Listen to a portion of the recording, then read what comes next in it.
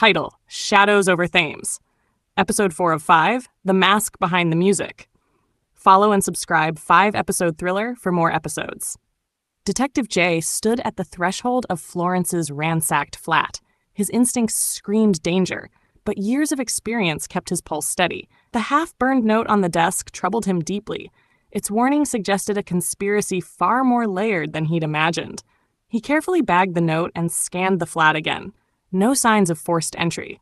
Whoever came in had a key, or Florence let them in. A sharp knock sounded behind him. One of the forensic techs had followed him. "We found this in the fireplace," the tech said, holding up a charred envelope. Inside was a scorched photo. Charlotte, Florence, and Arthur, laughing, glasses of champagne in hand. But it was what was written on the back that chilled Jay. Only one of us deserves the spotlight. The rest are distractions.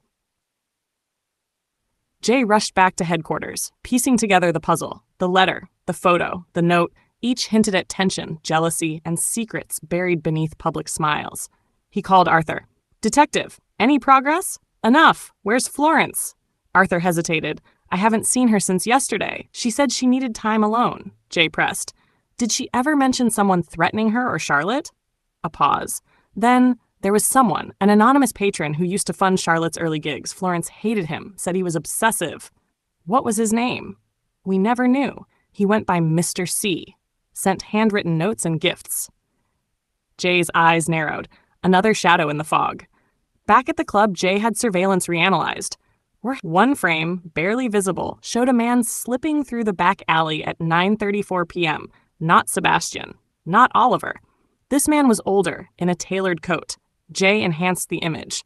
It was Arthur. He immediately summoned Arthur to the station. "Why didn't you tell me you were at the club just after the murder?"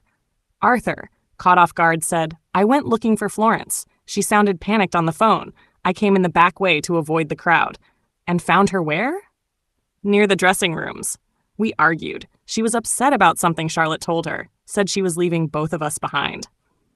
"Both of you? She was involved with both of you?" Arthur clenched his jaw. "We had a complicated arrangement." Jay's thoughts raced. If Charlotte had planned to expose something, it would have ruined Arthur's public image, his business dealings, and maybe Florence's future too. He leaned in. What did Charlotte know that scared Florence enough to run? Arthur's eyes flared. "I don't know. Maybe it was about Mr. C. Florence always feared him showing up again." Jay's phone buzzed. A tech had found a match for a handwriting sample from one of Mr. C's old letters. It matched Arthur's. Perfectly.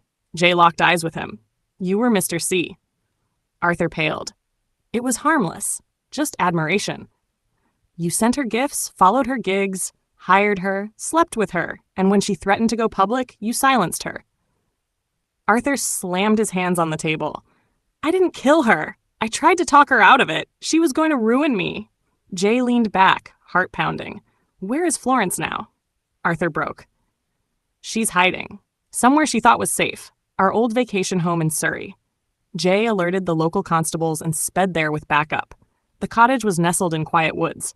Inside, Florence was curled on the couch, eyes puffy, face pale. It wasn't supposed to happen this way.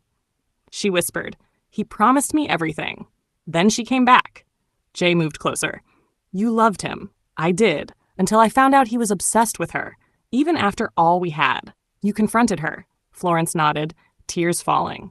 "She told me everything, that she was going to leave the industry, go public with the truth, destroy both our lives. I begged her not to." Jay's voice softened. "What happened next? I left, I swear, but someone else was already there. She screamed, then everything went dark." Jay frowned. "Who else?" "I don't know, but it wasn't Arthur. I saw him arrive as I left." Jay stepped outside, staring into the woods. The pieces were close, too close. Arthur may have manipulated, Florence may have panicked, but someone else struck the fatal blow. The final scene was still missing, until his phone buzzed again. It was a forensic update on the blood found in the violin case. It wasn't Charlotte's, it was Oliver's. Jay drove back to London like a storm was chasing him. He found Oliver locking up the club. "You were hurt the night Charlotte died. We found your blood in that case." Oliver froze. "I can explain." "Start." "I heard the argument. Charlotte and Florence. I went to check on her after. She was crying. She said she'd made a mistake, that everything had gotten too far. Then what? She asked me to hide something, a memory stick. She said if anything happened to her, give it to the press. Jay leaned in. Do you still have it? Oliver nodded slowly. Behind the bar, hidden in a loose panel. Jay retrieved it and played the file. Charlotte's voice, raw and tearful, filled the room. This is Charlotte Rivers.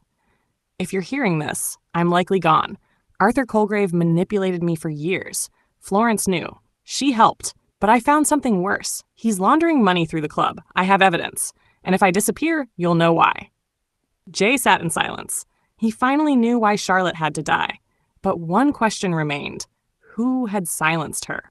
Follow and subscribe 5-episode thriller for more episodes.